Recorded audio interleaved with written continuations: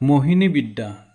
দেওবাৰে বেৰেলা গছৰ ৰসত তুলসী গুটি পিহি কপালত তিলক লগালে সকলো জীৱকে মোহিত কৰিব পাৰে।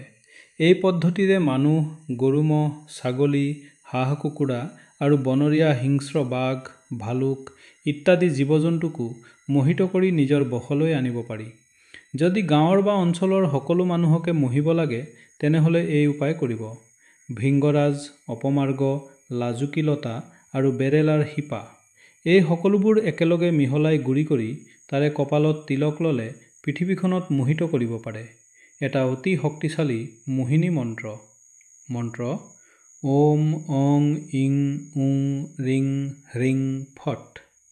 ওম অং আং এই মন্ত্ৰৰে তামোন জাৰি যাক খাবলৈ দিব সেই ব্যক্তিজন লগে লগে মোহিত হ'ব। দ্বিতীয়তে, যাক উদ্দেশ্য কৰি ৰাতি ৩ বাৰ অম ভি মন্ত্ৰ জপ কৰিব সেই ব্যক্তিজন মোহিত হ'ব। তৃতীয়তে, গৰুচনা আৰু অনামিকা আঙুলিৰ তেজ মিহলাই ভোজপত্ৰত যাৰ নাম লিখি মৌ বা ঘিউৰ ভিতৰত ভৰাই থ'ব সেই ব্যক্তিজন মোহিত হৈ থাকিব। সহজে আপোনালোকে কৰিব পৰা মোহিনী তন্ত্ৰৰ উপায়ৰ বিষয়ে চমুকৈ ইমানেই ক'লোঁ। আপোনালোকৰ যাৰ ইচ্ছা সম্পূৰ্ণ বিশ্বাস আৰু ভক্তিৰে কৰি চাব পাৰে সৎকৰ্মৰ নিয়ম মানি।